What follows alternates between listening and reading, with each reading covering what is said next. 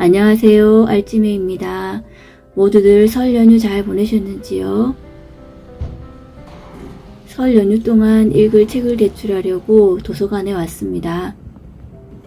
집 근처에 있는 곳인데 직장 다닐 때 직장 근처 도서관만 이용했어서 이곳은 올 일이 없었는데 백수가 되니 오게 되네요.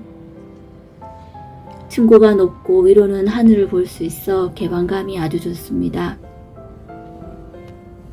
동네마다 각자 특색 있고 개성 있는 도서관이 참 좋은 것 같아요. 저는 시댁 친정이 몇 년 전부터 제사를 간소하게 하거나 없앤 상태라서 명절 스트레스는 거의 없이 편안한 연휴를 보냈답니다. 엄마 생신이라 가족들이 식당에 모였어요.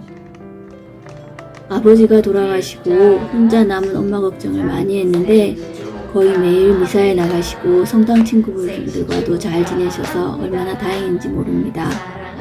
노년의 쓸쓸함과 우울, 당신의 쓸모에 대해 말씀하셔서 가슴이 철렁할 때도 있지만 여전히 소녀 같고 사랑스러운 엄마. 조심스레 함께 살자고 제안했지만 아직은 혼자가 편하다는 독립적이고 씩씩하신 엄마. 내 노년은 엄마를 넘어설 수 있을까 상상해 보는데 솔직히 쉽지는 않을 것 같습니다. 명절의 의미가 퇴색되고 명절 음식이 접하기 어려워지니 조금 서글픈 생각도 드는 게 사실입니다. 명절에 부쩍대고 함께 웃고 윷놀이도 하며 인정이 넘쳤던 시절에 대한 그리움이겠지요. 북적대고 정신없고 시끄러운 걸 좋아하지 않지만 그 시절의 추억은 아련한 영화처럼 간직하고 싶습니다. 추억은 조금 미화되기 마련이니까요. 오늘 메뉴는 떡국떡으로 만든 떡볶이와 엄마 생신날 언니가 준 늙은 호박으로 만든 부침개입니다. 소금을 한 꼬집 뿌려두면 수분이 생겨 물을 조금만 붓고 밀가루 넣어 부치면 됩니다. 저는 떡에 양념이 충분히 배어있는 걸 좋아하다 보니 얇게 썬 떡국떡으로 만든 떡볶이를 좋아해요. 명절 음식을 안 하는 대신 저만의 의식처럼 요리를 하고 있습니다. 결혼이 늦었던 데다 경제적으로 넉넉지 못했던 저는 먼저 경제적 기반부터 갖추자는 생각에 특별한 노력 없이 세월을 보내게 되었고 어쩌다 보니 50대 중년의 2인 가구가 되었습니다. 제가 결혼할 당시만 해도 아이 없이 사는 부부가 주변에 흔치 않다 보니 둘이 살면 편하기는 할 텐데 나이 들어 너무 적적하지 않을까.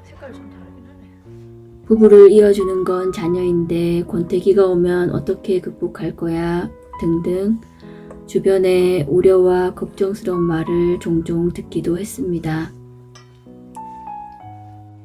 몇몇 이웃분들은 묻지도 않았는데 지레진작만으로 한약을 먹고 임신했다는 일명 용하다는 하운의원을 알려주기도 하셨고 임신이 잘 된다는 민간요법을 은근슬쩍 알려주는 분도 계셨어요. 그러는 사이 세상이 급격히 변하고 가족 해체가 가시화되고 사람들의 인식도 그에 따라 많이 변했고 요즘은 1인 가구, 2인 가구가 대세처럼 보이는 게 현실이 되었네요. 요사이처럼 저출산이 심각한 사회 문제가 될지 그때는 몰랐지요. 요즘은 부부 둘만 산다고 하면 가장 먼저 듣는 질문이 딩크세요? 아니면 어머 너무 좋겠어요. 부러워요. 입니다. 간혹 조심스럽게 재혼 커플이냐고 묻는 분들도 계십니다. 세상 사람들의 인식이 얼마나 많이 바뀌었는지 저는 제가 받는 질문에서 가장 많이 느낍니다.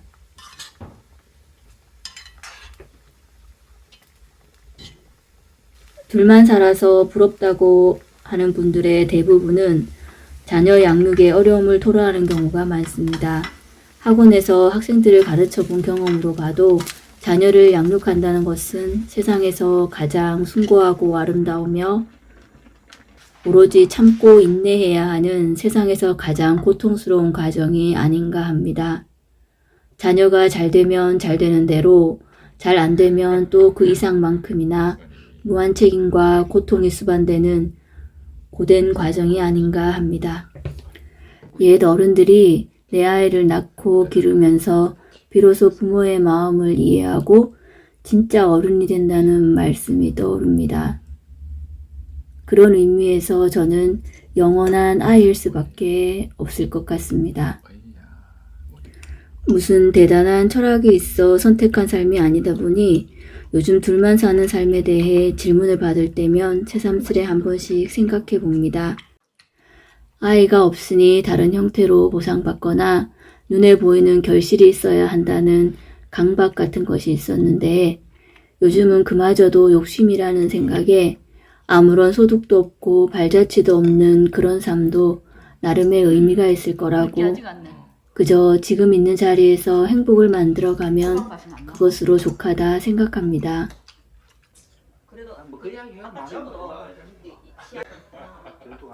가족들이 모였고 세배를 하고 덕담을 나눕니다.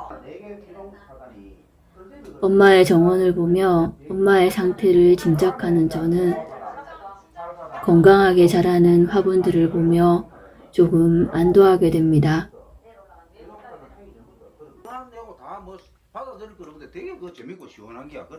이제 다들 커서 사회에 진출하는 조카들이 많다 보니 주요 이슈는 사회생활, 연애, 결혼, 그리고 건강 얘기입니다.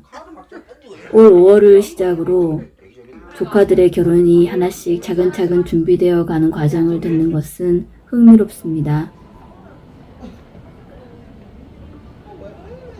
5월에 결혼하는 조카 신혼살림 장만하는데 도움이 될까 하고 백화점에 왔어요.